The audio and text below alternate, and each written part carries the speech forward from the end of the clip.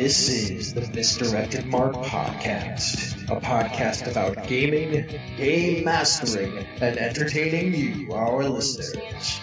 We are explicit, you have been warned, and I'd like to thank Mike Willard for letting us use his music on our show. Now let's pick up those mics and get on with this thing.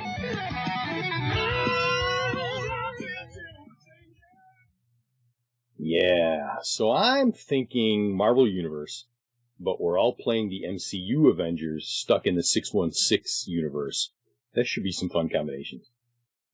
Yeah, I'm thinking I'm going to run Star Wars, where Luke, Han, and Obi-Wan get gunned down in front of the players.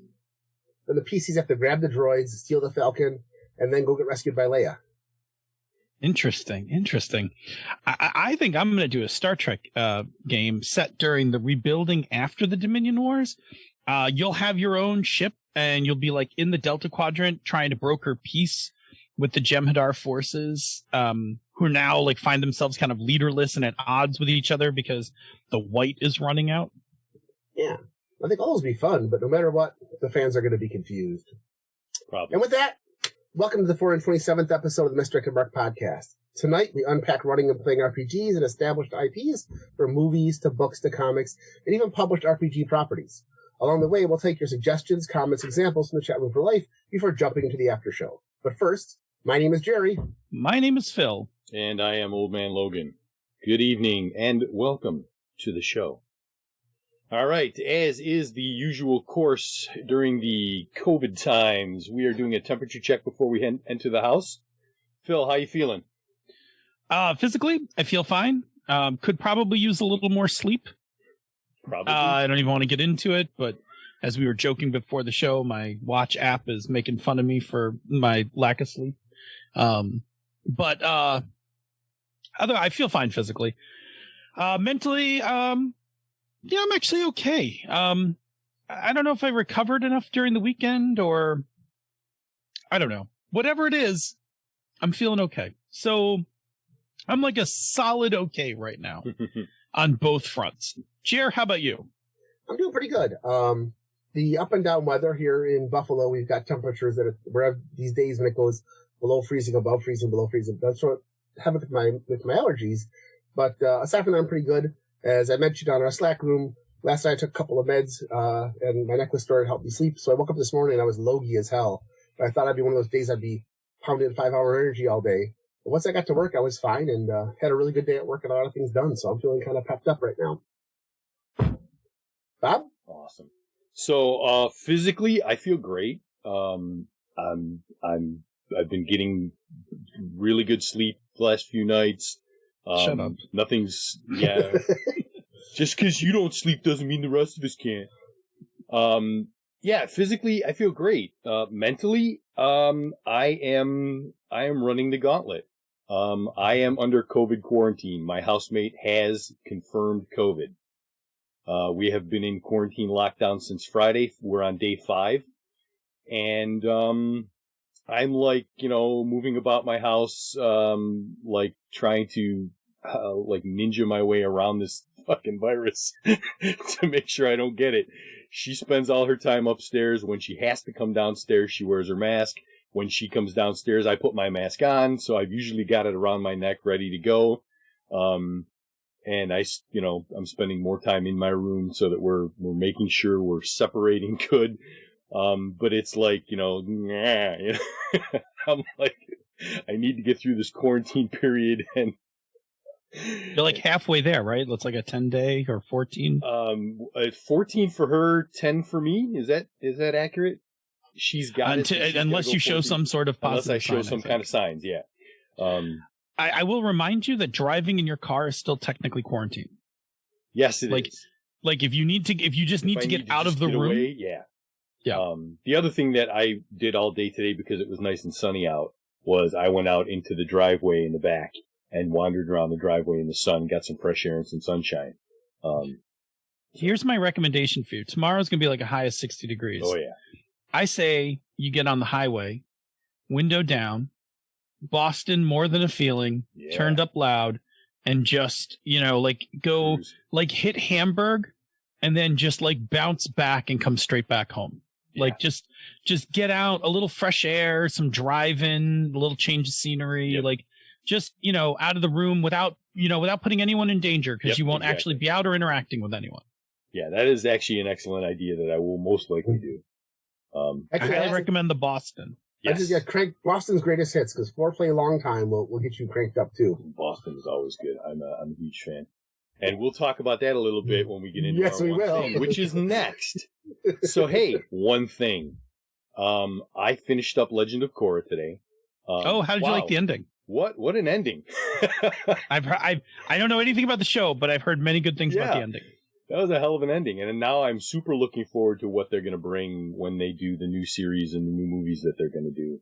I'm very curious to see if there's going to be more of a time jump. Are they going to bring back characters and, whatever. But yeah, very enjoyable, totally different from the original Avatar: The Last Airbender. Totally different show. But very enjoyable. Had a really good time with it. So now we're going to go on to Jerry. I watched a movie on Hulu called Boss Level. As did I. It's got Frank Grillo in it, who you know as Crossbones from the Marvel Universe. Okay, sure. And it is basically Groundhog Day meets John Wick.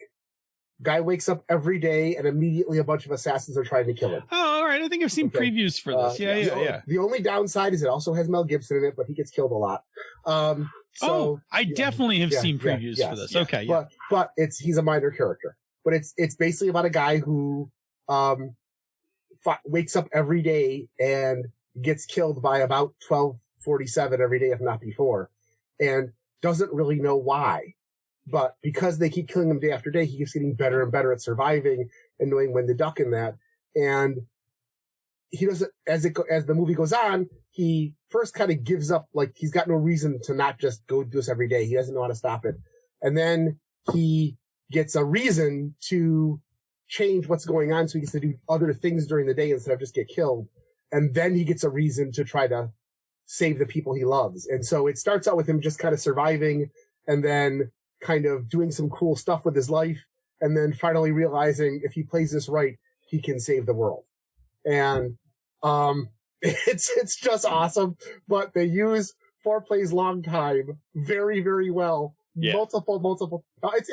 It's one of my favorite. Boston's 4 play long is one of my favorite songs anyway. But man, they use it to such an ultimate degree. It is Boston amazing. is still to this day my favorite band of all time. And when the first action sequence starts and they start playing Boston, I'm like, ooh! And then you get the climax and they're playing it again, and I'm like, yeah!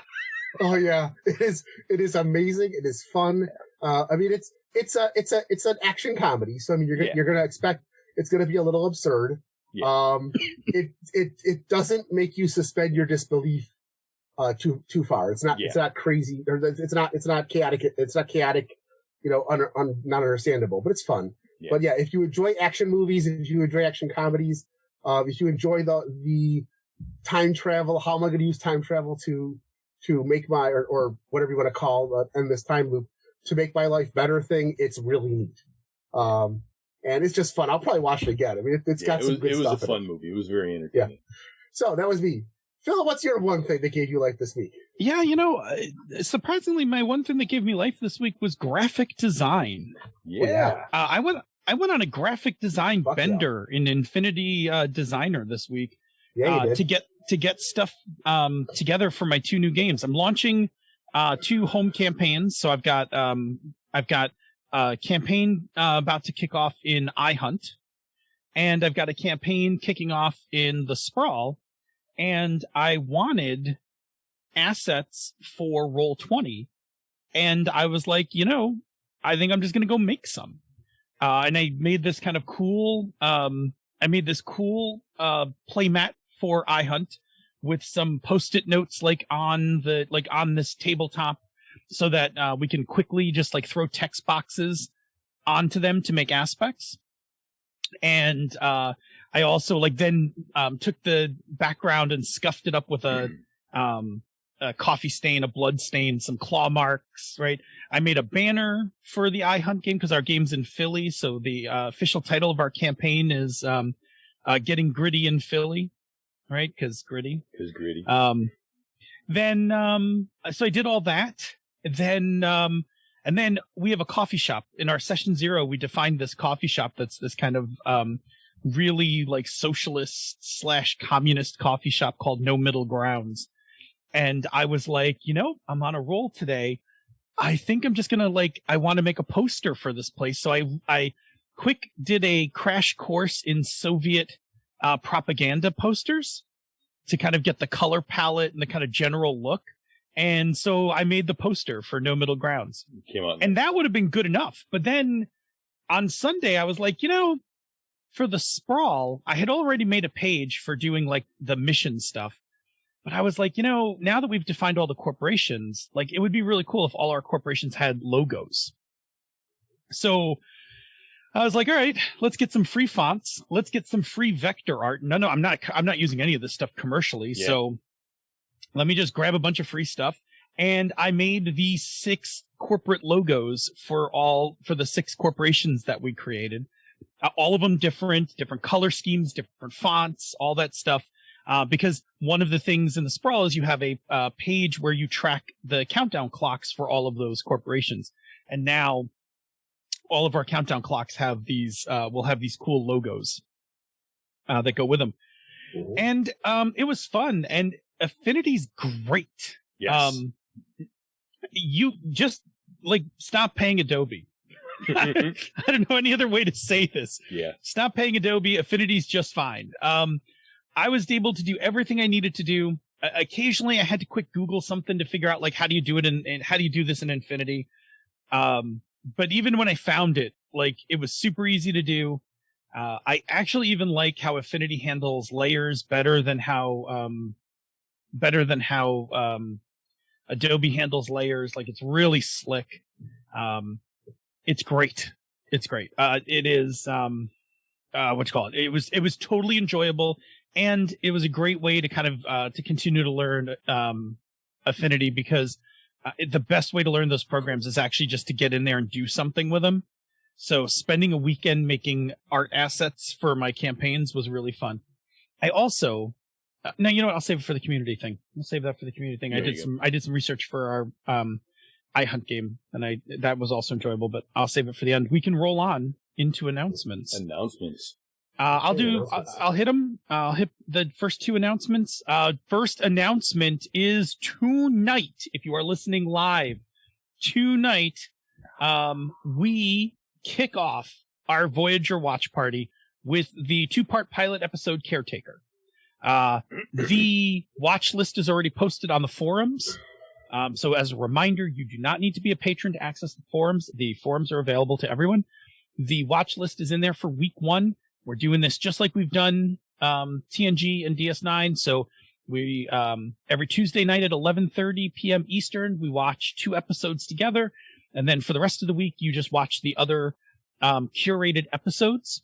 And then, you're free to talk about them in the forums. You can just start a post with any episode name and just start a discussion. I used to have time to do that for every episode. I really don't. So I kind of just put my high level notes in the weekly one. But if you start a conversation in there, I will jump in and also talk about it. So that's going on. And then that now goes for a whole bunch of weeks. I forgot to count, but we have 7 seasons to go through. It's a whole bunch of weeks. Not as many weeks as DS9, but not by much. Not by much. I think it takes us well into summer. I think we're into June, July or something by the time we put down Voyager. So there's that. The next one is there will be no live show on the 23rd of March.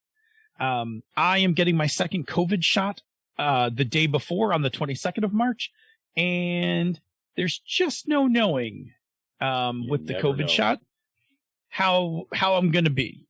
I could be fine. I could be under my covers for 4 days. So as not to have to scramble, we're just not going to do, we're just going to not do. Hedge our bets and just take a week off. Yeah, we're just going to take a week off, relax. Besides that, that is technically right after my birthday and Bob's birthday, so we're taking a little birthday vacation. There you go. Because your birthday's on the 19th, that Friday, my birthday. And because of mine's on the 22nd. When I get the shot, I'm actually doing my celebrating that weekend. So I'm just going to co-celebrate with you. There you go. So no show live on the 23rd, though we will still do the Voyager party. Even if I'm out, somebody else can run the Voyager party. That's no big deal. Bob can run it or whatever. And then if you are listening to us on your favorite podcatcher, no live show on the 23rd means you will not get an episode on the 30th when the show drops. Yep.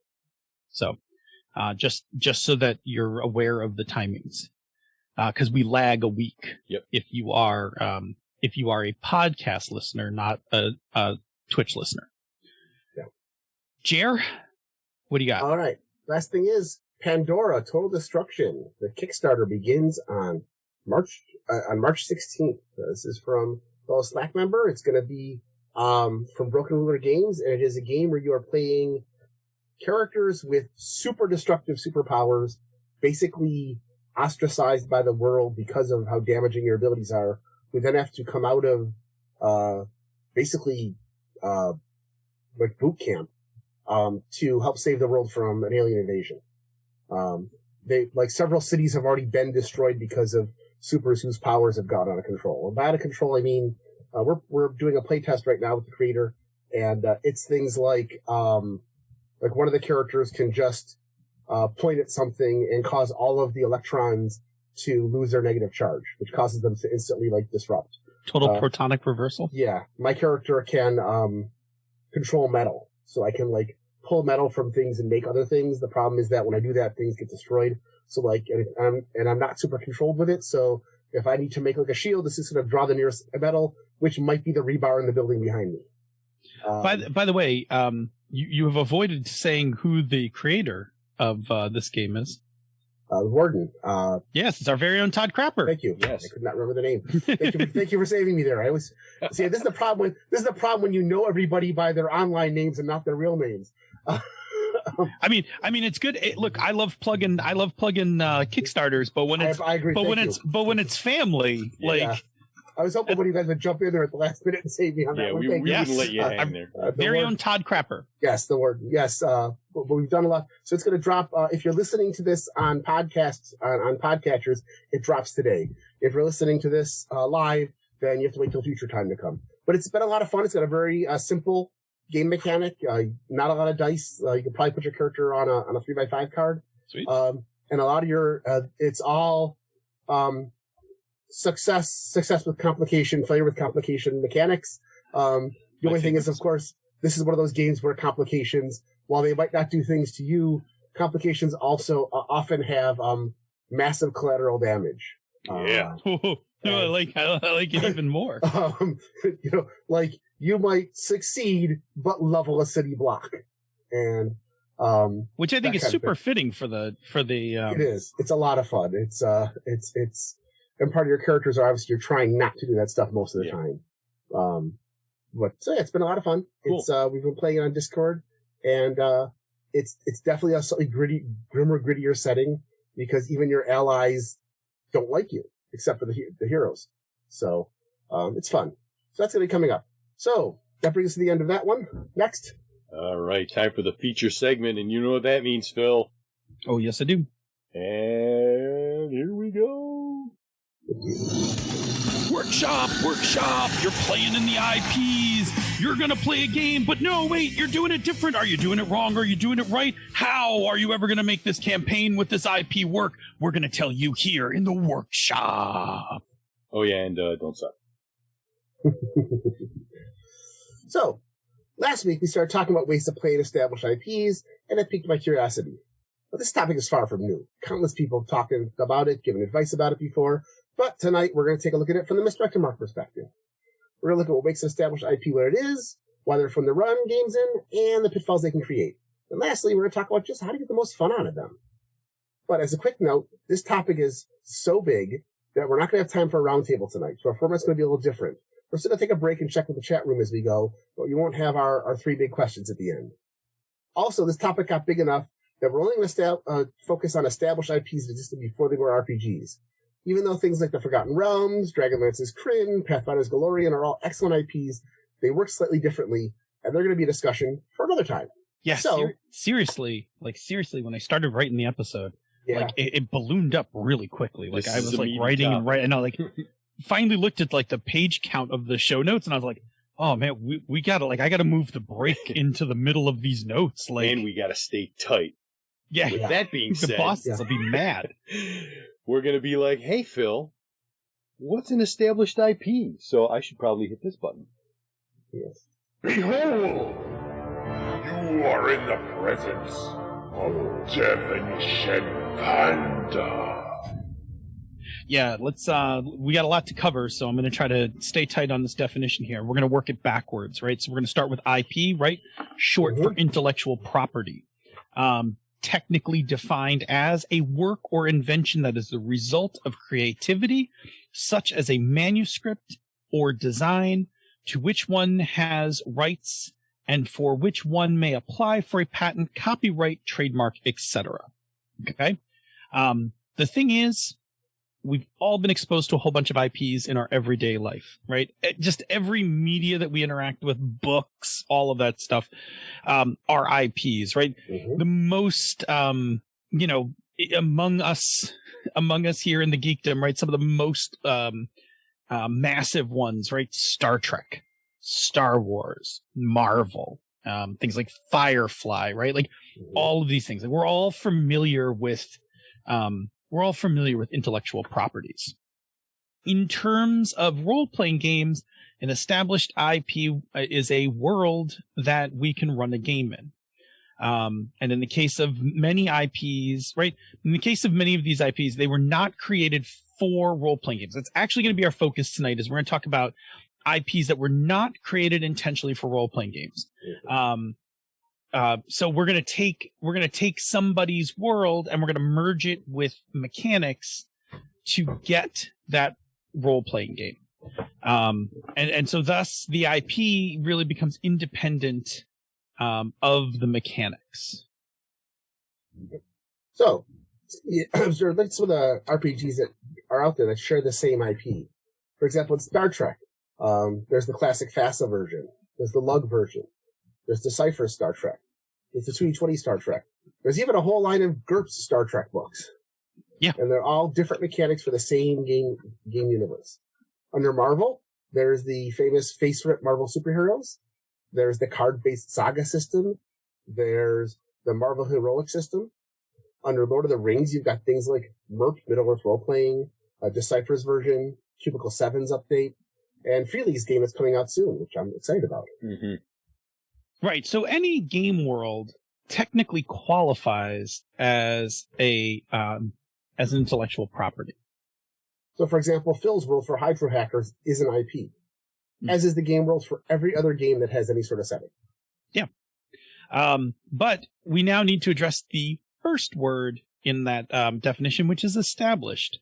Having been in existence for a long time and therefore recognized and generally accepted. So when we talk about IPs, I think we can drop long time because role-playing games haven't actually been around for a long time.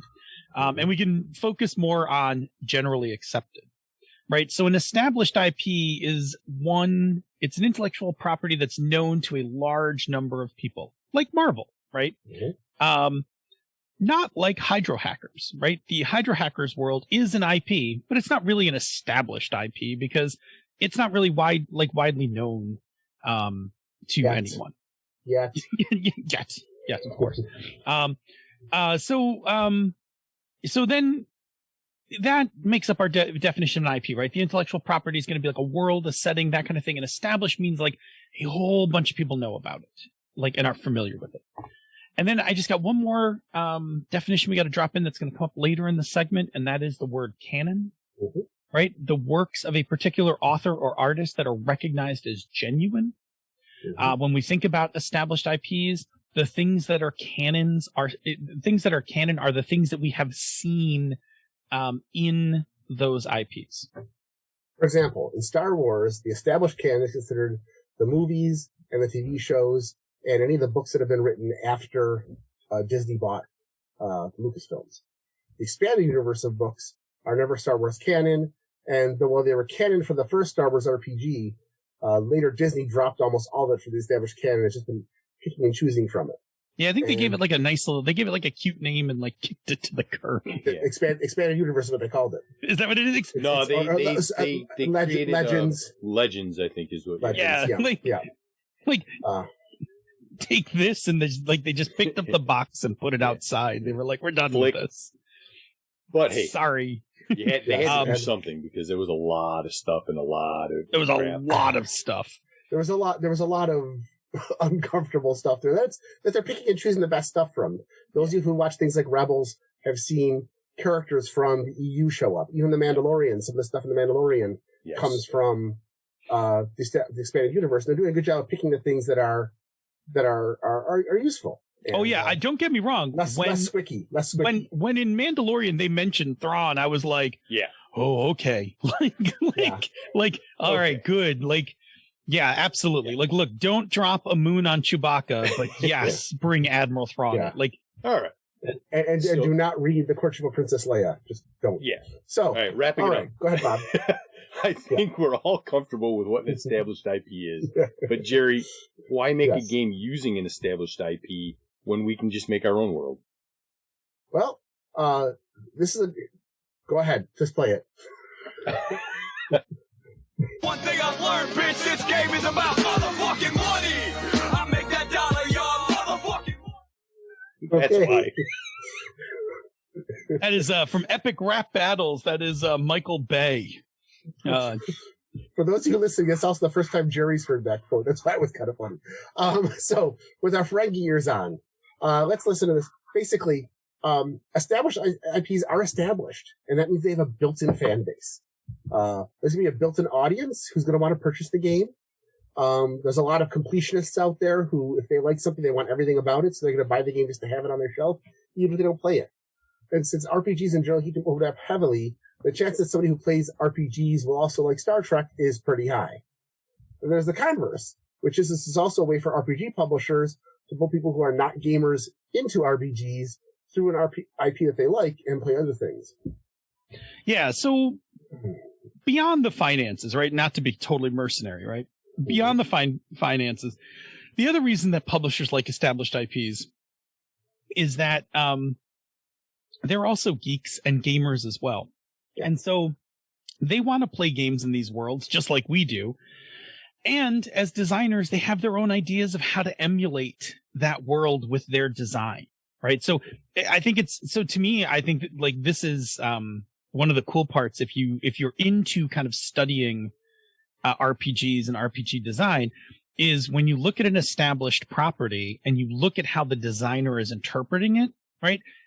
They're telling you through their design the things that they think are important about that IP, right? And they're pulling out how well do they address the tropes? How do their mechanics emulate the things that we see on TV? Because if we're talking about an established IP, the way that people regard an established IP as being, quote, good or not, again, totally subjective, but many times it's when I play it, does it feel like the media that I was consuming?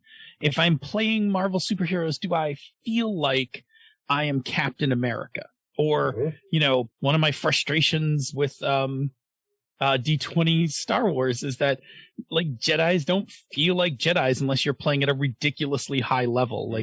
A third level Jedi is like only occasionally parries a lightsaber bolt and gets, shot a lot. And it's, it doesn't feel quite as cool as the movies.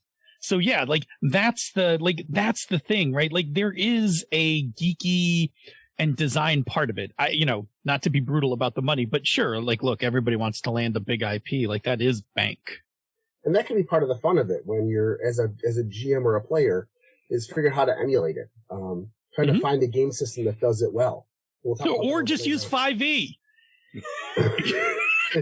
Oh, you can always do it in 5e. You can always do anything with 5e. Whatever it is, you could make your own. You could figure it out, or just do it in 5e. It's fine.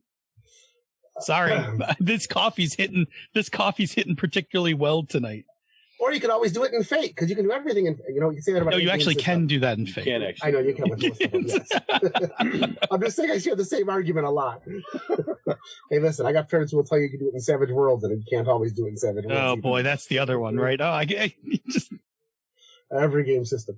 No, but it can be fun it can actually be fun to try to play around with those. We'll talk about that a little bit later, though. With the money idea and the finances and game design, the hardest part, though, is getting the established IP in the first place. Because now you're in the land of lawyers, royalty payments, and approvals. It's going to be pretty hard to get an established IP as a small publisher. And this tends to regulate the established IPs of larger publishers. In addition, there are often going to be rules on what you can and can't do with your product along the same lines. But if you get an established IP into the vault, a publisher can push it all the way up to a totally different tier. Look at Evil Hat Games before and after Dresden came out. Dresden not only made Evil Hat a lot of money, but also gave them a huge fan base, which allowed future projects like Fate Core to be so successful. Margaret Weiss Productions had all of those Firefly and CW projects that were on its list that really kind of pushed them into the forefront for a couple of years, with things like Supernatural and Smallville and Buffy and Firefly. Yeah, so it can really get you along the way. Yep. One of the hard parts is sometimes maintaining those IPs, which is why you will see like a game show up and then it'll be around for a while and then it goes away. Yeah. Mm-hmm. Right? Like, because eventually like either the contract runs out or the payments don't hit targets. It's tough. Like, yeah, it's a very tricky field to play on.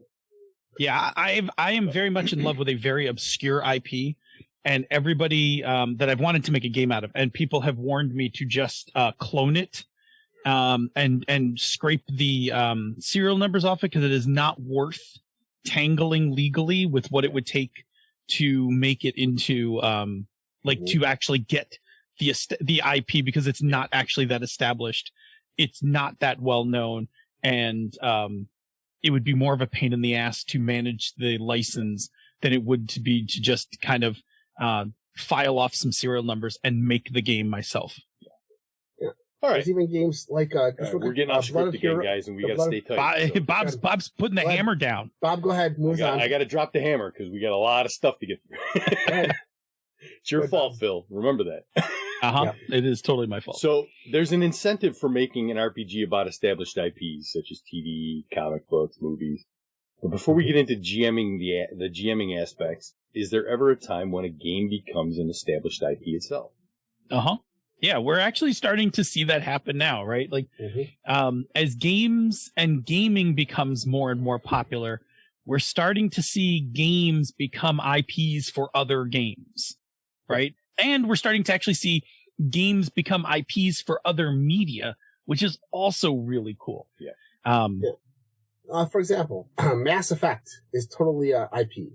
There's so much well done there's a fan-made Fate version out there that exists that is an excellent version of the Mass Effect world.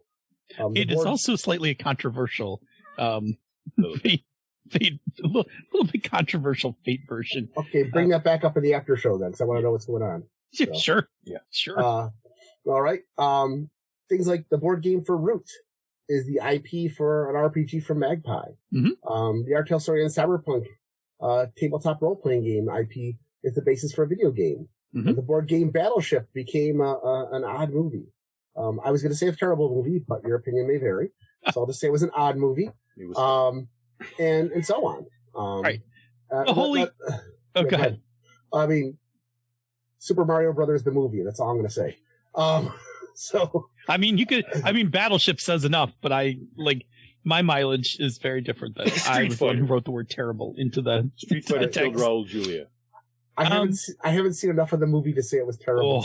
Because I turned it on. Every time I turn it on, I can't follow it, so I turn it back off again. I challenge you to watch that movie. It's not good. All right. The Holy Grail, of course, is when an RPG becomes the IP for a movie or TV show. Though it's still possible that will be bad. Hence, most of the D&D movies made to date. Definitely the first one. Go ahead. Go, Bob. The first D&D movie was not a good movie. The general consensus, not a good movie. Second one, there's a lot to like about it. Not great, but there's a lot to like about it, as Jerry has in the note. The third one actually was a well put together movie. It's still not great, but it was way better put together than the other one. Yeah, and we'll talk in the after show about why that is. So go ahead. Bill? Okay, but it's still it's still the dream of every RPG designer to have one of their settings cross into media.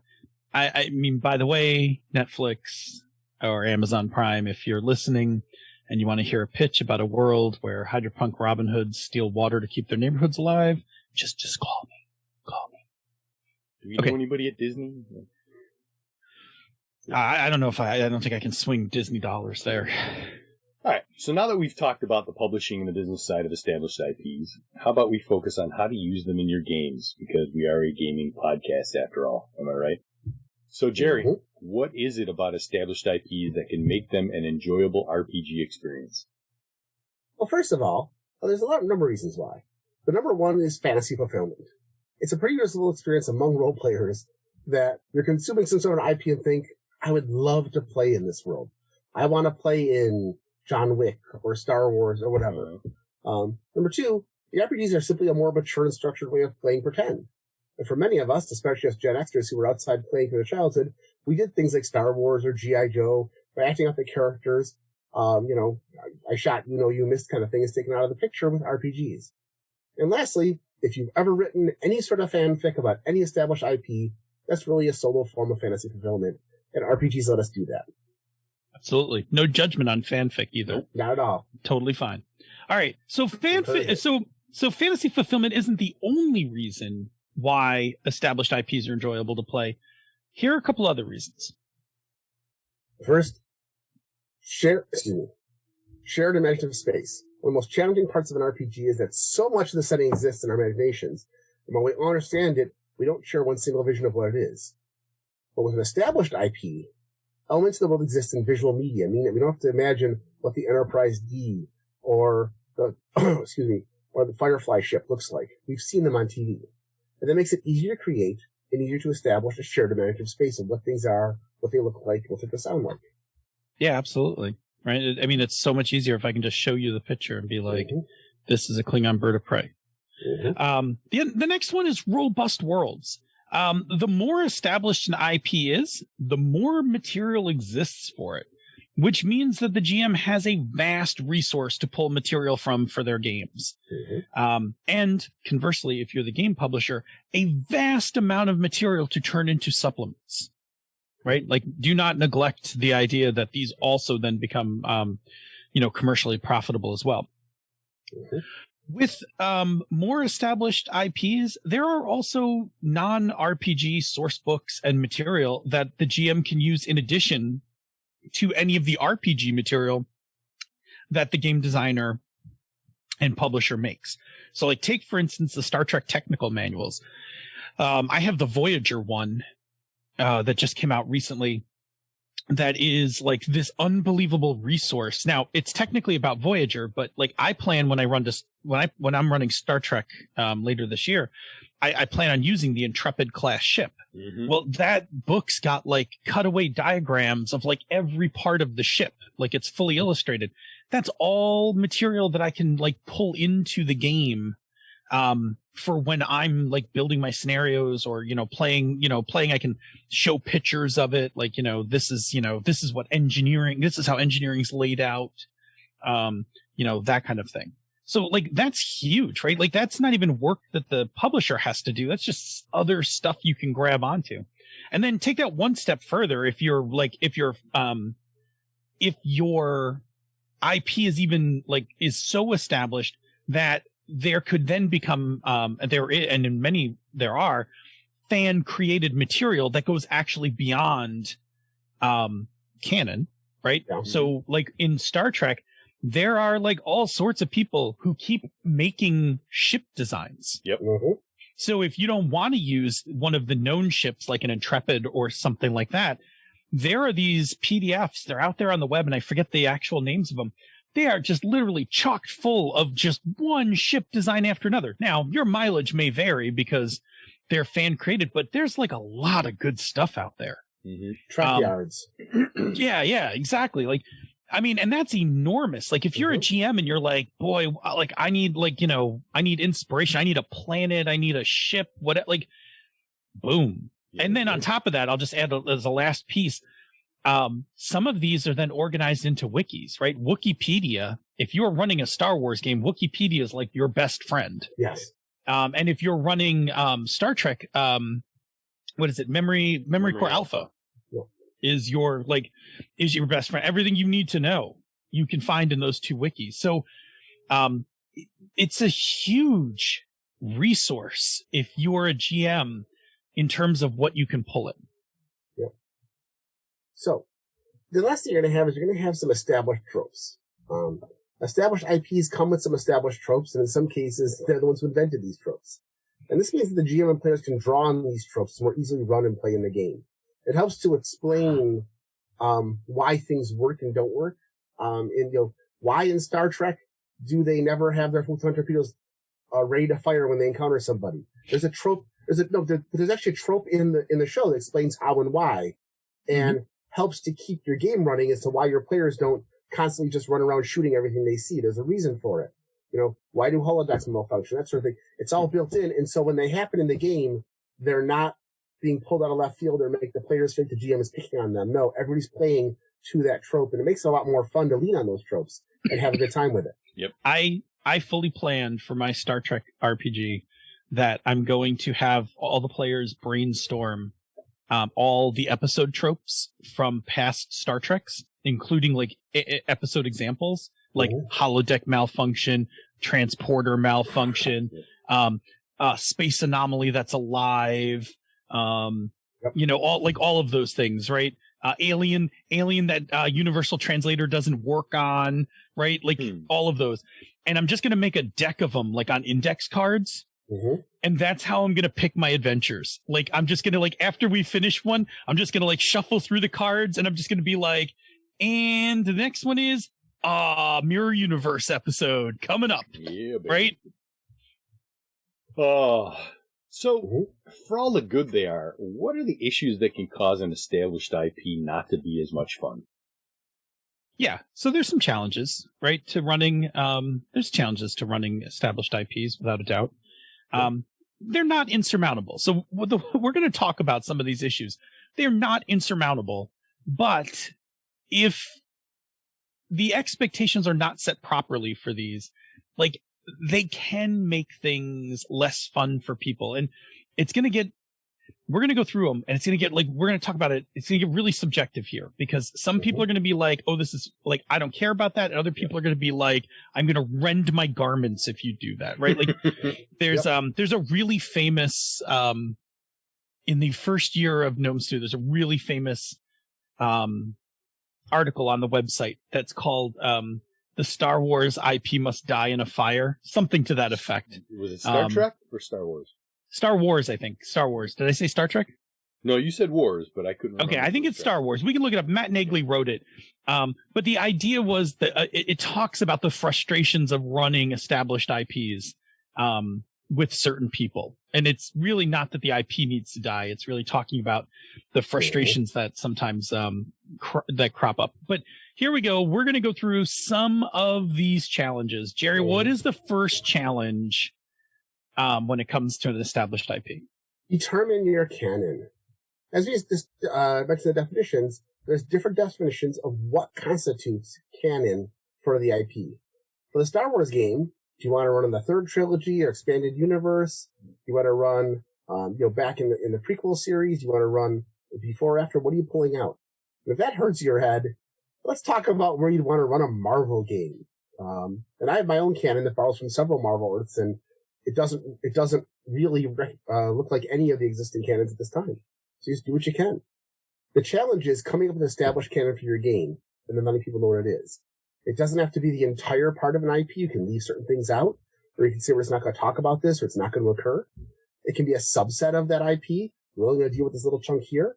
But it's important that the group needs to know what is and is not canon, because this is going to have pretty large effects. For example, if you decide to go with the EU, it's going to say something about what post-Jedi Luke Skywalker and the Jedis look like versus what the Jedis look like when you include the third trilogy of Star Wars. They're very different looking situations. Yeah, exactly. Yeah. The next challenge, right, is adherence to canon. So once you know what the canon is for your game, you have to decide how mutable that canon will be, right? Can the characters change any part of the canon? Can the GM change any part of the canon? So going back to Star Wars, if you add in the prequels, then are you counting midichlorians in your game? Right? Like, I mean, technically it's canon. Bob made the face, right? Like, but it's canon. How much canon are you going to adhere to? Are you going to snip some out? Are you going to, allow wholesale changes, that kind of thing? For some people, this is exactly the reason they're here to play, right? Is to play in the, in this established IP, but they want to make their own impact on the canon, right? So such as having, a superhero team that was also on the battle world during the first Secret Wars. Holy crap, I want that. Yes. Right. Yeah, it's totally fun, but I've read the Secret Wars comics. I know your characters weren't there. Like, or were they? Or were they, right? I'm going to go back and check. I've got the trade up on the shelf, but I'm pretty sure they weren't. But that is adherence to canon, right? Does your characters get to go to Battle World or not? For some people, that's going to just they're going to rend their garments in frustration, because they want to keep the canon intact. But they want to be they still want to interact with it in some respects. So maybe they didn't get to go to Battle World, but maybe they were in New York City while everybody else was on Battle World. I want to play that one too. That sounds like a lot of fun. Yeah, I mean, that's a fun one, right? There were still plenty. Magnetic Colon Lad couldn't have been on Battle World somewhere other than where the fighting was going on. It's just a whole tale of these superheroes lost on some road trip traveling around Battle World. Meanwhile, everybody else is fighting Galactus and shit. Ooh, look at that. They wind up getting home I don't know, that was a weird trip. And why is Spider-Man in this? Why is the Hulk's leg broken? Yeah. Anyway, what's the next one, Jer? All right. Next you have to be aware of is, what is your continuity of events? If your game is taking place at the same time as some of the canon material, your stories have to occur in a way that they don't conflict with that continuity. So if you're doing a Star Wars adventure that takes place during episode 4, and you set your adventure on Alderaan, you better get those players off planet before it's destroyed if you're trying to maintain some sort of continuity. And this gets trickier the closer you are to the characters and the events that make up the canon. If you're playing before the established canon and you're adhering to it, then anything you do in the canon's past can't disrupt the events to come. So you can't steal the Millennium Falcon before episode 4 and then keep it. Han and Chewie need it. And so you can steal it for a small period of time, but eventually they're going to get it back from you. Yeah. Or you give it up and they find it, whatever. Right. Okay. Which is totally cool, right? That's a totally cool kind of thing. If you're doing that in a game, it's hey, for a couple sessions, you have the Millennium Falcon, right? But then at some point you got to leave it somewhere. So Han and Chewie found it. We just never heard the story about how they lost it and found it again. Right. Okay. The last challenge is the IP's main characters, right? So you need to determine how you're going to deal with the main characters that are in the IP. Are they going to be present in your game? Will the characters have a chance to meet and interact with them? In games that have level progressions, so, D20 like games and things like that, main characters are usually ridiculously powerful. So, if you're playing a low level D20 Star Wars game, you don't really want Luke Skywalker showing up a whole bunch, because that NPC is going to outclass you in every front. It's like throwing Elminster into your party dynamic. Exactly. It's exactly that problem, right? But in other games, like superhero games, it's way less of an issue, right? It's almost expected that in a superhero game, you're going to do crossovers with established canon characters and things like that, right? So your heroes, as you roll them up, may be just as powerful as the Fantastic Four. So teaming up with them for an issue to fight, Terrax or something, not a big deal. Like, it's totally fine. And in fact, probably players will want that. Because teaming up, your tank teaming up with the Thing, to punch, Terrax and through a building might be a lot of fun. Mm-hmm. So, as a GM player, you also understand that some or all these questions may be more important to some players than others, depending on their love and understanding of source material. It's also important as a player to remember that your GM may not have your knowledge. So as a player, you also have to be understanding that you discuss with the GM ahead of time, what is going to happen when something comes up and you need to discuss it. Because you can't be sitting there being that rule book player who's like, oh, no. And, Captain Earthworm 735, he didn't take on Dr. Nematode. He didn't do it until 6 episodes later. Just don't be that guy. All right? But now that we understand the challenges and perks of established IPs, let's take a quick break and check in with the chat room. But first, Bob, tell us about another show on the Misdirected Mark Network. Why, yes, I would love to tell you about a show called Zhanghu Hustle. Train alongside fellow students Eric Farmer and Eli Kurtz in Zhanghu Hustle. Eric and Eli make their kung fu stronger by watching wuxia films and then discussing how to apply their observations to game design. Good stuff. And if you follow their Slack, they are starting to do watch parties again with these shows. They did one. They just did one last weekend. Yep. Nice. So, that last bit that you put in there, Jer, is absolutely the reason why there was one day where Chris was like, "I'm going to run Star Trek," and I'm like, "I can't play this game." Not because of Chris, but because I was going to be the asshole. Yeah. I was like, I can't play this because if I play it, I'm either going to chew out the inside of my mouth not saying anything, or I'm going to definitely be the asshole who's like, but actually in this episode, they were able to use an inverse, tachyon field, blah, blah, blah, blah, blah, blah. I would totally have been, I 100% know this. So bad that in order to play Star Trek with the group of players I wanted to play with, I made them go to Star Trek school. Right?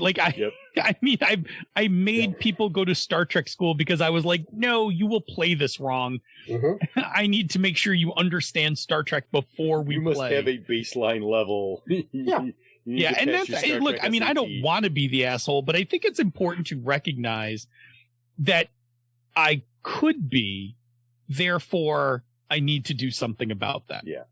And it's important to cover that. I've mentioned a couple times about playing Lord of the Rings, the GM who didn't take into account the fact that only one of his players had ever seen the original cartoons or read the books, and so they didn't have any love for his characters or anything. They were just playing the game like your typical 1980s murder hobos.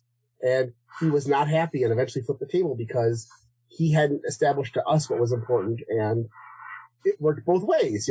That's exactly what would have happened, Phil, is you would have had the same kind of thing going on. And so it's important to have that happen. I was the only player in that group who knew Lord of the Rings, and it was not good when we decided to rip off the ring from Frodo. So, and you guys are right now playing a Dresden game. Yeah. Which is interesting because Bob knows, Bob voraciously devours every Dresden book, the moment it arrives in his mailbox. Mm-hmm. And Jerry's read a Dresden book. 2. That's it. Two Dresden books. I enjoyed them. I just haven't finished reading the rest of them. Yeah. But I'm saying that's really good because that's actually we don't have a lot of time to have case studies, and maybe we do have to have an extra episode to do some roundtable stuff. But that's actually a really good discussion because you guys are playing in a canon with very different levels of knowledge about got, the essentially 2.5 different levels. Chris and I are both voracious fans of the IP. Chris is actually a book ahead of me because I still haven't read the latest one. Jerry's read 2. Dennis has read a handful, I think. I think he's almost up to where you guys are. I just don't think he absorbed them the way you guys did. Yeah. So there's like 3 different levels. So every game we normally have at some point in the game 10 minutes of Dresden School for Jerry. Yes. Yeah. And I don't even think it's 10 minutes. It's just a quick explanation of, oh, by the way, this thing works like this. Yeah. So that you know, and yeah. Away you go. And what's fun is I get the input from 3 different points of view that all correspond, which makes the world seem that much more real because they're all telling me the same thing and adding to it. So I'm getting a really nice. It's not just one person saying this is how it works in my game. It's people, and you can do this and this and this, and here's an example. And also like, yes, now I have a total view of how the game works. Yeah, we're gonna do a part 2 to this show. Yeah, I'm already feeling like I'm feeling like there's a lot of meat left on this bone. We could talk. We're gonna. That's okay. No, I'm saying we're gonna do a part 2 to this show next week. All right. Chat room's pretty much all caught up with us. They've been voraciously paying attention. A little bit of side chatter about. Andy says if she plays in a Marvel world, she wants the bed Thor, and doesn't matter if it breaks canon or not. And I'm like, well, that's fine with me. You can bed Thor. Yeah, doesn't matter which Thor. Well, that's the thing. It could be Loki in disguise. Yeah, but I mean, you're not Frog Thor. I mean, you got Storm Thor, you got Blake Thor, you've got Masterson Thor, you've got Lady Thor, you've got Future Thor. I mean, there's a lot of Thors there, and I'm not saying that isn't a goal for the game. So. Oh man! Ooh, we just got an offer for Andy to come on and talk about canon games because she's on the Redemption. There you go. Yeah. Oh well, and now that we're all zoomed and stuff, like. That's very doable. All right, we're going to talk about that. Yeah, that could be a lot of fun. We haven't actually brought a guest on, but we could definitely do a roundtable with some guests. There you go. And if I can put one minor plug-in, Redemption was good. It gets so much better when Andy jumps in. I don't doubt that in the least. Excellent. So. All right, cool. So, now that we've looked into what makes the established IPs both enjoyable and challenging, let's look at maximizing the enjoyable parts and reducing any challenges. Jerry, how do we have fun with these? All right. So no surprise that the first bit of advice is to get your group together and talk about this. In your session 0, and you have to have a session 0, you want to have a discussion with the 4 topics we mentioned before. What's going to be canon? How tightly are we going to adhere to canon? How tight will our continuity be? And how are we going to handle the major characters? And from these answers, you're going to pick an approach as to how your group wants to engage in this established IP. As a point of reference or a starting point, we've compiled a number of these approaches. We've broken them up into 2 general approaches when it comes to events that can make up the canon. Right, Bill? So you can just avoid the canon material, or you can be part of the canon material. Mm-hmm. So if you're going to avoid the events, this is some ways you can approach it. Yep, so first one, play before everything happens. Right, so run your game in a prequel era or the pre-prequel era, whatever, before the established event occurs. This is going to require a little bit of work to maintain continuity to the main events.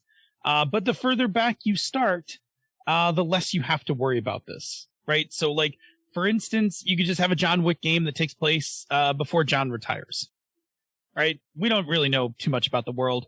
The only things we know is that there's a handful of characters you can't kill, right? Like that's it. And if you can just avoid doing that, and avoid, blowing up the Continental or something, you'll be fine, right? And then you can just go off and have John Wick goodness. And, there's another guy running around New York killing people or around the world named John Wick. Totally fine. You also play after everything happens. Run your game after the established events end. You don't have to worry about continuity because all that stuff happened in the past. This is easy if the established set of events are not extensive. You only need to consider how far after the main events you want to start. So, for example, if you're running a hackers-inspired game of 90s digital social justice, have it take place after Zero Cool Acid Bird and the gang stop the attack on the Ellingson Mineral. Yeah. You just, they can just do other hacks. Yeah. And free and clear, right? There's just nothing else there to get in your way. Next one is play far away from where the events are occurring. You can play at the same time as the events, but your characters and stories are just nowhere near what's going on. And this allows your events to unfold in parallel. Like, it allows the major events of the continuity to unfold in parallel to what's going on with your stuff. But it avoids the messiness of them bumping into each other or having to really work continuity points and things like that. So, for instance, your Star Trek game is set in the Beta Quadrant when the Dominion War breaks out. It's the Dominion War, but you're nowhere near Bajor and the Alpha Quadrant and all those other things.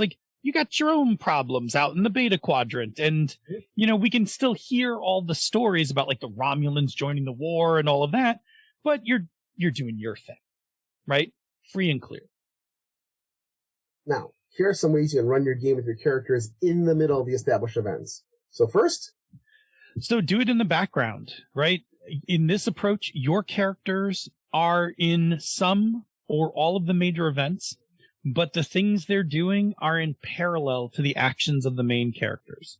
This allows you to be part of the established timeline, but not to mess with continuity, right? So, for instance, in your Star Wars game, your Rebel Commando team also landed on the moon of Endor, but your objective was to take out a TIE fighter squadron that was a reserve force that was protecting that was protecting the moon. We didn't see that in the movie, but it doesn't mean that it couldn't have happened, right? We only see Return of the Jedi from the main character's point of view. We don't know who else landed on the on the moon and did stuff. So your thing could totally support the attack on the Death Star and all of that. You just did it in the background in a different place. Number two, you can have them become the main characters. In this approach, it's one of my favorites, you do away with the main characters either before the game starts or early in the game, and the players have to fill the role of the main characters and play through the events. You still get to play out the main events and main characters with the main characters, but you're playing them as different people. So, for example, in Lord of the Rings game, you come upon the Fellowship and they're all dying, and a dying Frodo hands your group the ring and tells you to destroy it just before he dies in your arms. Yeah. Shit just got real. Mm-hmm. Also, you can throw all the other canon out at that point. You are now just free and clear. You have ideas and events and characters to use, but you are free and clear now. A great idea. Yep. Let's summon the giant eagles and have them fly us there. Boom! This campaign is done. The giant eagles were hungry. Sorry. The next one is you could play the main characters, right? In this approach, the players just take the role of the major characters and play through the major events. And this totally avoids the problem of of interacting with the main characters because you are them. But it makes the holding of the continuity nearly impossible because players are never going to do things. They're never going to do it the same way as the movie. And dice rolling and all of that stuff is never going to work the way a movie script works. Right. So in your Star Trek, Kelvin Universe game, your players choose to play the bridge crew of the Enterprise complete with Beastie Boys soundtrack. Yeah. No, not yeah. That's bad. Kelvin timeline good, Beastie Boys soundtrack bad. The second time. Sorry. I have Phil has feels. I actually love the Kelvin Universe stuff for what it is, but it was a total shark jumping moment for me for the night. I want them to do a Kelvin timeline next gen movie. Give me a recast of all the next gen characters and do a Kelvin timeline next gen movie. Oh yeah, that'd be interesting. I'm just trying to imagine. So here's the thing, right? Here's where all right. Few second aside here. This is where I stumble with the next gen version of the Kelvin timeline. The Kelvin timeline is the action movie version of Star Trek, right? Because it's the solve problems with phasers, fists, and cool flying. So what is Kelvin Picard like, what does Kelvin Picard look like? Because he's not a diplomat. He's like a swashbuckler or something. He's definitely not. He's definitely not. Okay, but is he? Because even on the original series, Kirk was not as much a diplomat as he was. I mean, while Kelvin Kirk is much more of a two-fisted character, even original series Kirk was prone to like ask questions first but punch right after that. All right, I'm just gonna say this. Yeah. Kelvin Kirk jumps a motorcycle into an alien compound Yes. to beat up bad guys. Yes. You're gonna have to make the Jean-Luc equivalent of that. In the Kelvin universe is an action movie. It is not. Yes. It is an action movie set in a sci-fi universe, not science fiction stories. Yes. All right. So I'm interested in it. I just think what you do is you get rid of Picard and you just have Riker. Because Captain Riker is exactly what you need for the Kelvin universe. What's that? Perhaps, but not today. But not today. All right, back to the topic. All right, anyway. By the way, somebody asked what's wrong with Beastie Boys. There's nothing wrong with the Beastie Boys. The Beastie Boys totally slap. I just don't like that they use the Beastie Boys. They use Sabotage in the middle of the third Trek movie. I had a lot of problems with that. Anyway. Yeah. Jerry, what's another thing you can do? All right. Another thing you can do is you can declare that the established IP you know are playing an alternate universe to the one that you all know, which is basically what they did with the Kelvin universe. Yeah. Yes. Okay? This frees you from all continuity issues, as the established IP everyone knows is not messed up, and this world is yours to do with. In your Marvel game, you can do what a lot of us have done and create the 716 universe and keep playing. It's either the 616 universe, which is the established Marvel comic universe, or the 199. Is the 1999? Is that the MCU? Yeah, that's MCU. Okay. MCU is 1 under 200,000. I'm not going to read that all out. Yes. But you're going to have all the Marvel stuff and none of the need for the continuity. Yep. Your Fantastic Four might include, Victor Von Doom, whatever you want to do with it. Yeah, and the cool part is Marvel already set that up for you. Yep. Yes. Multiple times. More times than you care to know. But yeah, they're all lovely. I forget. Did either one of you comic buffs know which what number universe the new Marvel universe was? The one with Starbrand and DP7 and all of those. Know that. No, but I'll tell you in a second. I'll let you go look that up. The next thing you can do, and our last example is the new timeline. In this approach, you take a moment in the middle of the established timeline, and your campaign starts at that point, but has its own set of events. And this allows you to have a certain amount of established events and the major characters, but then declares that everything from that point on is free to change, right? So you could be like, all right, look, I want to run this game. It's 616. It starts right after the Civil War, and that's where our game's going to start. So everything that's happened after Civil War to blah, blah, blah, blah, blah, and the 100 other crossovers, none of those happened, but we're definitely playing 616 and we're starting right after Civil War. Cap's dead. There's all this bad blood. I forget, what is it? Iron Man gets tossed out of S.H.I.E.L.D. and, by the way, Osborn takes over. Spoilers for a 20-year-old plotline, by the way. So yeah. Right. Yeah. It's fair. So the Star brand originated in Earth 148611. Okay. That's the number they use. Anyway. Yeah. Anyway, that's so new timeline is the other way that you can play in the universe. It frees you from a certain set of constraints. Take it, Jared. Mm-hmm. All right. And if you want to get advanced, some of these can be mixed together. You can play the main characters in an alternate universe. You can mix it up however you like. The important thing is you and your group figure out which approach fits best and how you want to engage the IP so you get the most enjoyment out of it. I mean, no shit. You all adhere to it. No shit. Our advice comes down to you need to talk to your players because all of our advice comes down to an advanced version of you need to talk to your players, which is why the focus of our show for now is not that you need to talk to your players. We need to help you with what you need to talk to your players exactly about. It. Yeah. So that's the point. But yeah, and the reason this is important, because we are coming up on the end of the segment, so I'll just mention this, and Cherry mentioned it before, right? Yeah.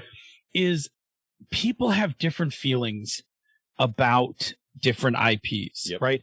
And look, this shit gets emotional, right? Like, I mean, some of it can just be entertainment. Some of it can be tied to, I mean, listen, it could be tied to childhood trauma. Like maybe you had like, a particularly bad patch when you were like a teen or preteen, and Star Trek was the way that you got through it. Like you watched all these episodes, right? So like the feelings that you have invested in these IPs is going to vary greatly among people. Like some people are going to be like, Firefly, yeah, loved it. It's great. It's cool. But like we can fuck around in that universe all you want. No big deal. Where other people are going to be like, this is like, this thing is, sacred to me, like that kind of thing. And that's why like these games are so alluring, because when we see them, we're like, oh yeah, I totally want to play in this universe.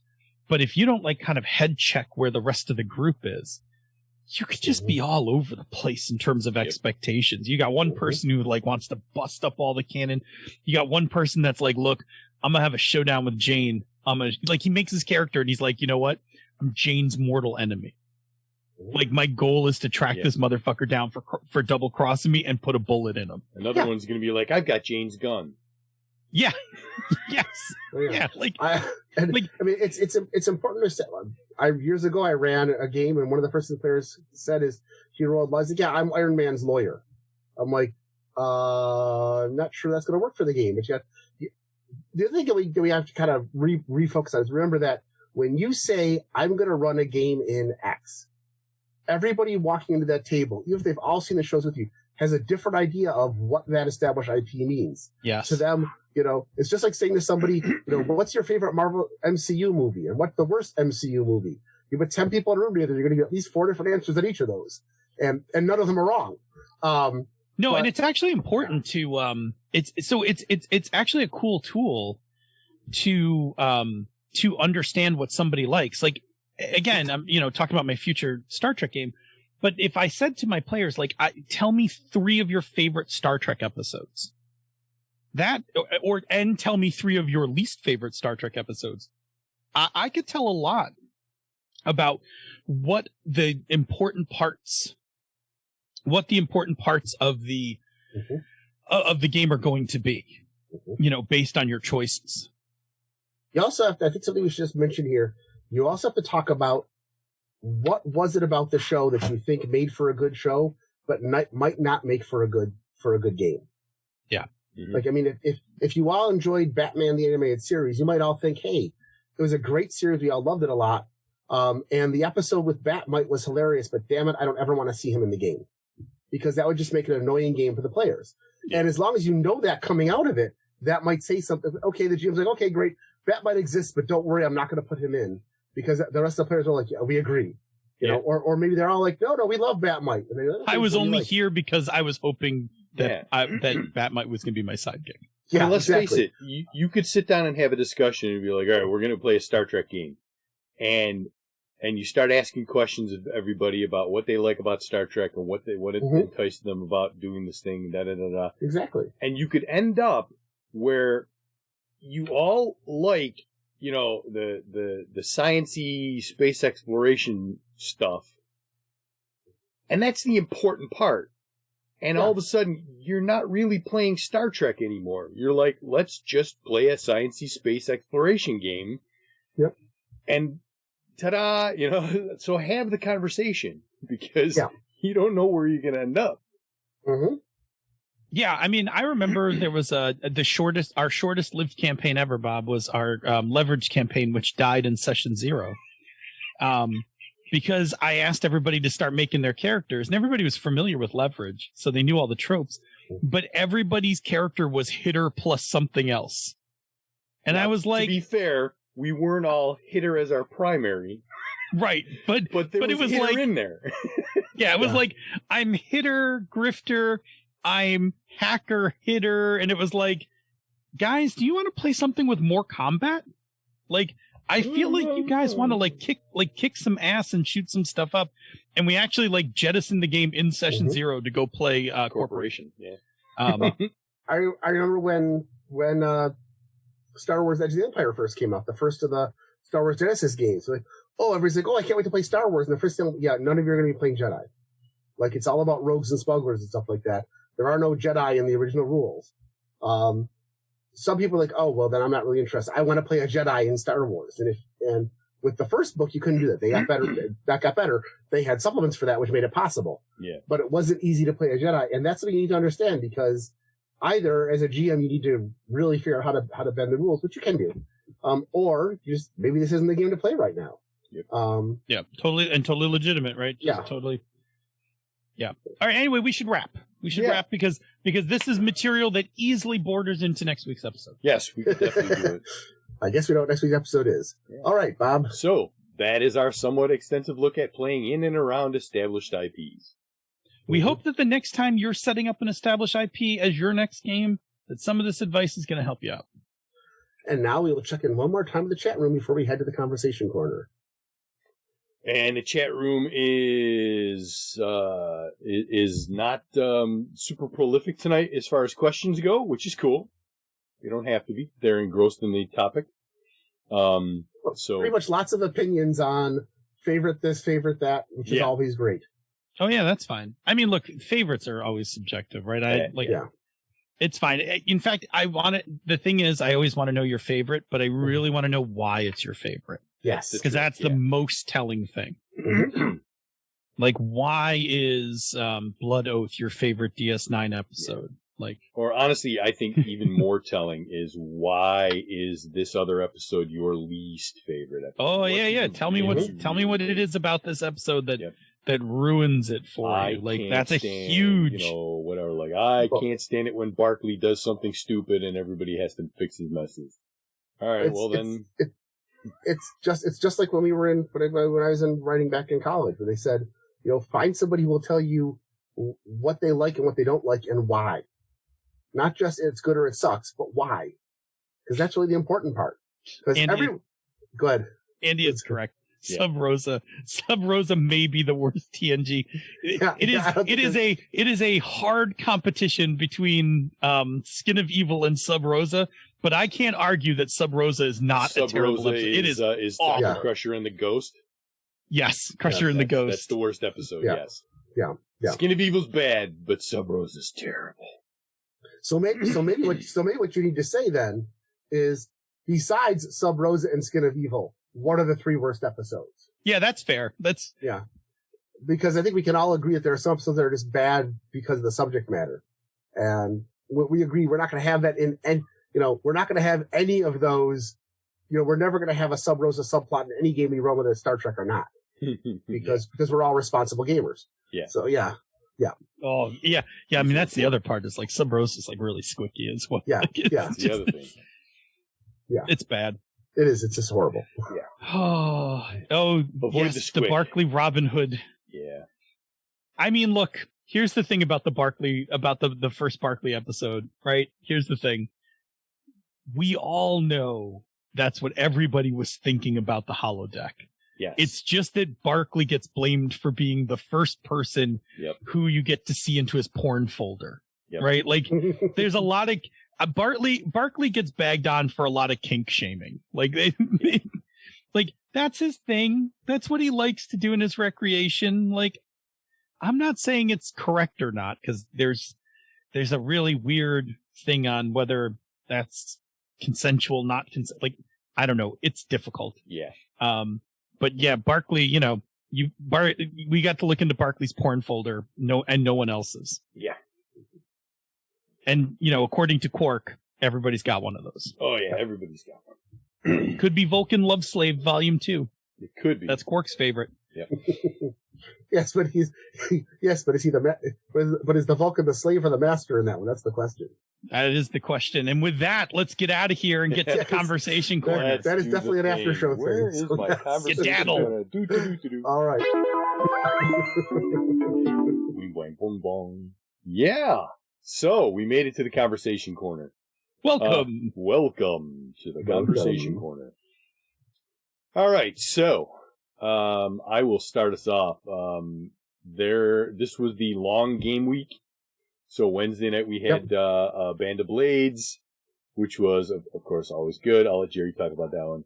We had our session 0 for Sprawl. All three of us did that, so that we can each touch on that a little bit. But the thing that I like about the session 0 we had for the Sprawl was that we had a really nice blend with the people that are playing the game and the ideas and the angles that they come at stuff. We got a nice broad mix of stuff, so I think it's going to be a lot of fun to see what these characters do when we actually hit the ground running. So that's all I'll say about that. We had our Forbidden Lands game on Sunday, which never disappoints. We had some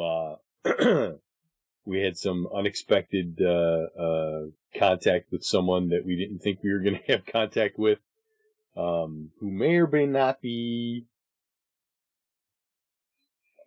a villain. I don't know. He's something. He's a little shifty, a little bit. He's been around a long time. He's an elf, and elves in this game, they live until they decide they don't wanna, or they get killed. If they don't get killed, they can just be like, I'm good. Or they can be like, I'm done. I'm just gonna diminish and go into the west. Only not with those words. And, so it's gonna be interesting, and we're prepping for another nice long adventure where we have to traverse huge sections of the map. So, so that's going to be good. We talked about boss level. I will definitely probably watch that again because there are certain things about it that it's just super entertaining. And I love how, Frank Grillo, played the character. He looked like he was having a really good time, especially when he was getting killed, because you get to explore a lot of different methods of death. And the other thing that I really enjoyed about it, and I don't know if you caught this, Jerry, but I was like, and then I looked at the IMDb cast listing.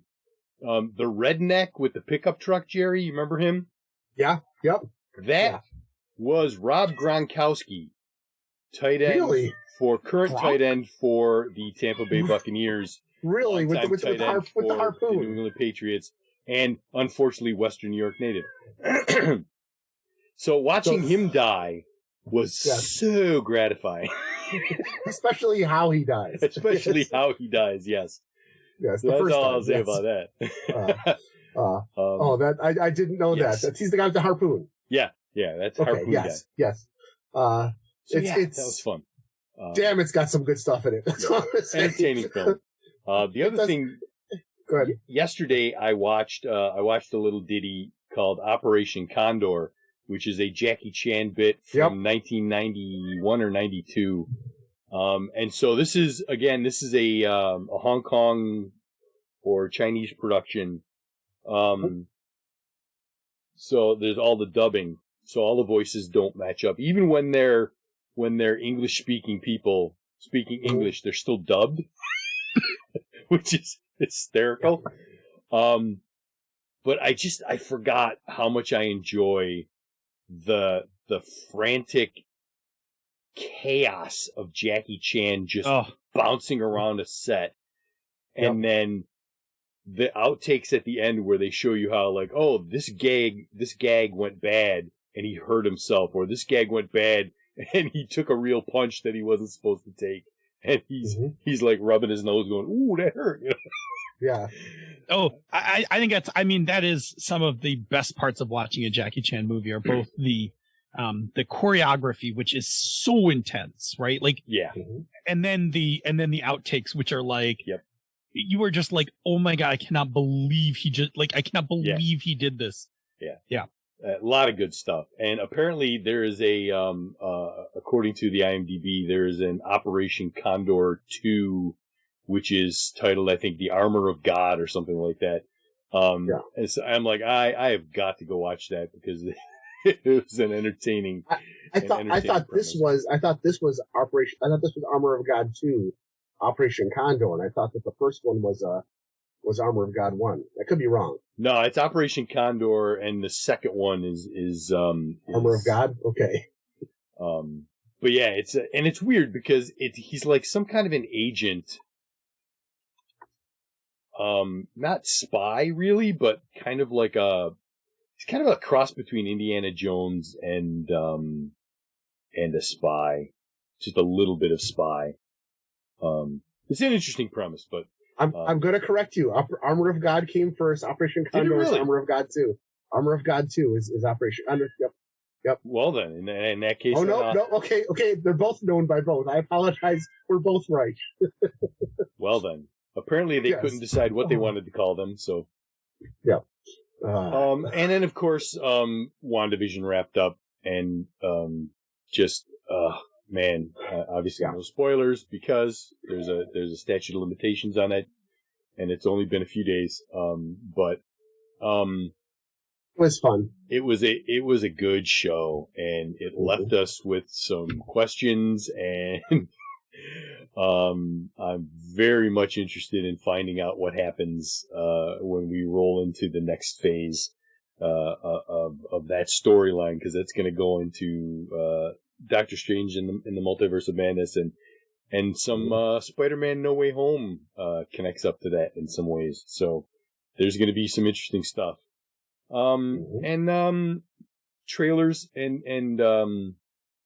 little teaser bits are now coming out for Falcon and the Winter Soldier, and there is a bit, and I won't mention it because some people don't like to watch the bits leading in, but there's a bit where Falcon says something and they argue, him and Sam and Bucky argue over something. And there's a semantic thing. I saw that. It's funny. If that's going to be the banter in this, like, I think then we are in buddy cop territory, right? This is like totally buddy cop territory. You'll have to do. This may be the MCU buddy cop movie. Yeah. Oh, I think I think that's what we're doing. Yeah. Which I'm 100% for. All right, that's me, Jerry. Well, first of all, Band of Blades, which went very well. Again, we lost a few of our I call them white shields, Warhammer player, basically our rookies. For those who don't know Band of Blades, you play your main characters, and then there are a bunch of rookies that are part of the decimated army that you're part of. And on every mission, you only get to take half of the PCs with you based on the mission. And the rest of the players are going to be playing some of these almost nameless rookies, basically like first-level characters. You're playing first-level characters in a sixth-level adventure, basically. So every week, you might not be playing your main character, you might be playing one of these rookies. And who plays the rookies rotates through them. And so you might play them, the GM might play them. In a scene where one of the rookies wanders off, one of the people playing a PC might play a rookie. So you end up playing multiple characters. There's also a third subset of like management characters, like the Marshal and the Spy Master, that each of the players takes the role of to do some management stuff. And so you end up playing multiple characters. As a GM who also plays, I love this. I love playing multiple characters in games. People who've GM'd for me know that if I get a chance to pick up a sidekick, I'm going to do that right off the bat. It's a lot of fun because you get to develop multiple personalities. And as you go, because you're all playing these NPCs as player characters at one point or another, they begin to take on personalities of their own. And so when one of them dies, it becomes much more important. And you're not just sacrificing them as a token to appease a certain game requirement. And we had some very good character background information stuff going on. One of the rookies became an actual like player character level character. And everybody's getting a lot more background. And so if you enjoy writing backstories for characters, Band of Blades is a lot of fun because as soon as you're handed a rookie, you pretty much flesh them out and come up with a backstory for them and go from there. And so we've been having a lot of fun with the story, especially since Bob's character and Eric Noergita's character are sisters. And so there's also some family drama going on there as well. It plays really well. It's a lot of fun. And I've come to terms with the fact that not all of my precious little minions are going to make it to the end. I play the Marshal, and my job is keeping track of all the NPCs. And when we have a new squad show up, I name them and cope with stuff and then hand them out to the player or let them pick them. and then we develop them. And as they go, I keep track of all those notes. And so I have a special attachment to all of our little minions that keep dying. But it's a lot of fun, and it's a great game. We played Sprawl Session 0. I'm looking forward to it. I'm a big fan of the Cyberpunk tabletop role-playing game, and the Sprawl is everything I loved about the original Cyberpunk game with a better game system, and I'm just excited about it. I can't wait. I even watched a movie this week. I watched the remake of Total Recall with Colin Farrell, and while it's like Venom or the Russell Crowe Robin Hood movie, it's a good science fiction movie. It's just a bad Total Recall movie.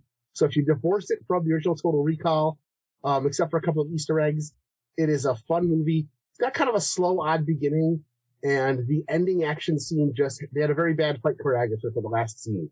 But the whole middle of it is just fun. There's a lot of eye candy in it. Not as like cheesecake, but as like, ooh, I like the way they did that part of a post-apocalyptic cyberpunk world. And I like how these buildings are stacked. Or it was definitely I want to play a game set in this thing. And Colin Farrell does a great job. So does Jessica Biel and Kate Beckinsale as pretty much the main three characters in it. And when they're on screen, there's a lot of good. There's some fun dialogue. It's a fun. If you like sci-fi cyberpunk movie, it's a fun movie.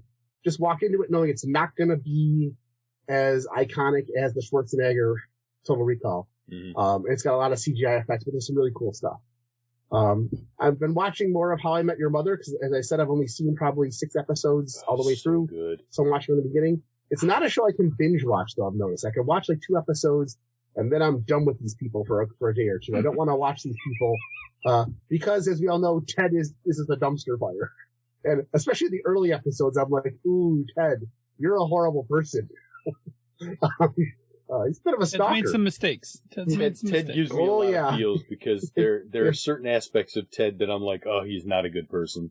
And then there are certain aspects of Ted that I'm like, oh, Ted, you're a lot like me, you know, like the hopeless romantic part of Ted speaks to me and stuff like that. But Ted's got some I just keep cringing because there are so many episodes where he's like telling the story of like what he did, and he's not saying don't do this because it's a horrible thing to do. It's don't do this because I made a mistake and failed. And I'm like, you shouldn't be telling your kids to do this kind of stuff. But kids, as your grandmother says, never, nothing good happens after 2 a.m. Yep. I'd argue with that.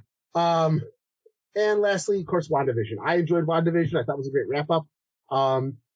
Did it do everything that I wanted to see it do? Of course not. That's okay. I didn't care. We all had fan theories, and not all of them came true, and I'm perfectly good with that because what I got was a lot of fun, and it still gave me amazing like Easter egg rushes, and I was thrilled with it. So, and there's a moment of philosophy in it. That's all I'll say. Oh man, yes, oh yeah. Which is now turning into its own meme, by the way. Yes, like that's also starting to meme out. Yes, and some fun songs. Phil. So also, I organized the Session 0 for the Sprawl. My takeaway from it that I really liked was we had a really good conversation as a group about where to set our game. So I was like, I said, look, we need to pick a city. I don't really care what it is because we'll make it our own, but let's talk about where we want the game. And wound up having a discussion of like, well, whatever city we pick is really going to have its own influence on the setting, descriptions of everything, going forward. And what we eventually settled on after discussion was Hong Kong. Yeah. And I was like, oh, kick ass. Hong Kong will be great. Yeah. I can do a lot with Hong Kong. Macau is across the bay. Like we got a lot of good stuff going on here that we can, that we can use. And then we used, my hack of the Sprawl, which is, I don't have a good name for it yet. But it is where you get to play, good guys that don't do jobs for corporations, but you do jobs either on your own or for good people to, screw corporations. Yeah. And it includes a city mechanic. So we not only, picked Hong Kong, but as we defined our corporations, we also determined the influence that they had on the stats for the city. Yes. which was fun because it was a way for us to also say like what kinds of stories we'd be interested in. So like one of the things that I think was very consciously done is that our Hong Kong has no corporate oversight. It is a corporate Wild West, which is also one of the reasons I think it's really cool that the players are going to kind of like work to burn corporations, is that these 6 megacorps are literally unchecked in this city. Yeah. And the problem is, and this is a cool duality, is that they actually do good things for the city. So quality of life is up, necessities, access to water, power, medical, things like that, that's actually pretty high, and infrastructure is pretty high. So like there's housing and there's arts and there's entertainment and there's like people can buy houses and stuff. But at the same time, these corps are, you know, polluting and they're running amok and they're like waging war on each other and they're screwing people over and just, you know, with no boundaries whatsoever. So I think it's great because it makes the populace weirdly complacent. Like, oh yeah, I got, you know, like I got screwed on that, but like I also got a job like a couple weeks later.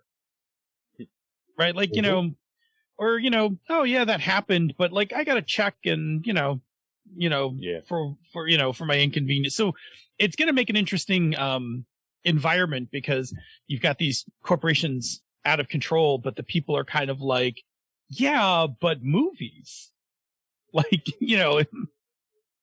So I like that. I think that'll be cool. Is it really so bad that the Empire killed off all those Jedi? You know, they weren't all that great for us, right? And that's the dangerous part, right? Like that's the dangerous part when the populace is entertained enough, right? This is the Colosseum, right? Like if they're entertained enough, like who cares if the, you know, Empire's crumbling, kind of thing. We played our Forbidden Lands game. We had just like another this game is just like it runs in these like little tiny installments, and we had like a little reveal at the end that there were some extra allies that the heroes weren't expecting when they showed up in this one town, that tie back to like all this other story material. Like it was a lot of fun to just bring this character in, and we're on session 42, and I think this character showed up last time in like session like 17 or something. But as soon as I named it, everybody's like, oh, that's, you know, Yawen's brother's here, right? Like it was, it's fun. Like the game is now deep because it's just been running for a while and it's picked up so much lore to it. So that's good. I watched WandaVision. Again, I don't want to spoil anything. I was thoroughly thrilled with it. Absolutely. I flat out loved it. This is exactly the kind of stuff I wanted to see Disney Plus. Like this is the reason I'm giving money to Disney Plus is to entertain me with Marvel stuff in ways that isn't just the straight up movie. Like WandaVision was very much a experimental kind of like storytelling thing, and I fucking loved it. So I do regular Marvel stuff, but also like I'm happy to give my money to make this kind of stuff happen as well. Is great. Watching more Enterprise. I got to tell you, I like seasons 1 and 2 of Enterprise better than season 3 so far. I'm not hot on season 3. This is like dark Enterprise. This season 3 Enterprise. This is not, I'm still in the first half of it, but like, I don't know. I mean, it's fine. I'm going to just keep working my way through it, but, they just like, they like turned up the darkness on it. And it's just like, I don't know. Like it was, I liked it better when they were a little more, you know, out in space, driving around, waving to people like, hi, we're humans. We're new here. You know, now it's like the stakes are much higher and, it's like a little darker anyway. And I've been watching Jericho, this, old CBS, show, which I love. The premise of it's great. It's this like, they were far enough away from the nuclear blast, but they're still having to like try to live in this post-apocalyptic world where most of their stuff was intact. Like they don't have power. They'll get power later. But they like currently don't have power, and they're, you know, trying to like make things work and, you know, solve problems like one of the characters needed antibiotics and they had to like go to this abandoned hospital and try to steal some. Like, I like it. I dug it. The show was actually it's not great, but it wasn't bad. Anyway, that's my week. Oh, I know the other thing. Lastly, I did a little research for our iHunt game. We chose Philadelphia for our game. I'm an East Coast guy. iHunt is set by default in a fictitious West Coast city, but I don't know enough West Coast stuff to really have a good connection to it. So we picked Philly, which I was like, yeah, I could totally get down with what monster hunting in Philly is going to look like. Mm-hmm. And I started doing my research about like the city of Philadelphia and kind of looking at different neighborhoods and things like that. And I was looking for a particular neighborhood, one that was impoverished, because that's part of this game is, playing the kind of horrors of post-capitalism. And I found this marvelous little, it's not even a whole neighborhood. It's a stretch of road in Philadelphia where these two artists who interned for like a year and a half in Philadelphia, they organized the community. So they hired all these people from in the community to paint all the buildings different, like stripes of colors, like different colors, like some of them are stripes, some of them are just multicolor, but it was all hired from people they hired people and paid, from the neighborhood, paid them, helped repair some of the buildings, and then painted them. And you can just see these you can look it up. It's called Philly Paints, and you can see like pictures of this neighborhood. And as soon as I saw it, I was like, this is where I want to put the coffee shop. Yep. Like, the game is going to take place all around the city of Philly, largely because in iHunt, rich people are the people who can afford to pay for monster killers. So they'll be traveling into the nicer neighborhoods of Philly. But I really wanted like a location where the characters lived that had some real feeling and uniqueness to it. And this like strip in this one strip, I think it's like in oh god, I'm still working on my Philly geography. Northeast Philly, something like that. But anyway, if you look up Philly Paints, you'll see it. Beautiful. These buildings are just beautiful. And I read the whole case study about the painting of how this whole project went, and how these artists, they came and they lived in the neighborhood for like a year and a half, and they hired everybody in the neighborhood to do this work, and just how it made everybody who lived in the neighborhood feel better about their businesses and all of those things. And it was great. It was great. So it was really fun. And it's one of those things I love about role-playing games, is taking that opportunity to learn something about different places, different cultures and things like that, as a part of learning to, just as we play games and we set up campaigns and stuff. I love, kind of learning these things. So it was really cool. I very much dug it. It will give the neighborhood that we're going to play in some real character, and you can go right into Google Maps and actually go down the road and see these really cool looking, these really funky, cool looking buildings, all painted up. So anyway, that's me. We can wrap up. Bob, take us out of here. All right, time for the Patreon shout-outs, kids. Thank you to John, just John, MT Black, Matthew Petrozelli, Mike Olson, Padme's Lover, Robert Dorgan, Ryan Bolter, Texas Bento, and Troy Pitchelman. And thanks to everyone for listening tonight.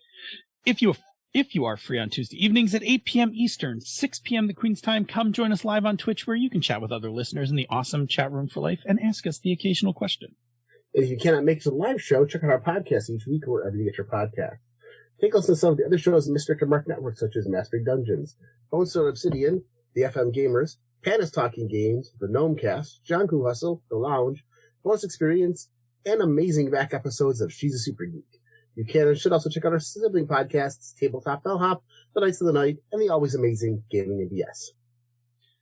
after you have decided whether or not Luke Skywalker can be in your Star Wars game, leave us some feedback. You can reach us directly via the old-fashioned emails, mmp@misdirectedmark.com. Check us out on Twitter. The show and the network is at misdirectedmark. He is Robert M. Everson. He is GM Gerrymander. I am DNA Phil. If you like what we do here and on the other shows in the Misdirected Mark Network, you can support our Patreon campaigns. MMP, Mastering Dungeons, and Panda Stocking Games are at patreon.com/MMP. Zhangwu Hustle is at patreon.com/Zhangwu Hustle. And Bonus Experience is at patreon.com/Bonus Experience. Patrons of MMP, Mastering Dungeons, and Panda Stocking Games get access to the after show, pre-production show notes, musical parodies, the Bamboo Lounge, and other special releases. This has been a Misdirected Mark production, the media arm of Encoded Designs. Mic drop. We out.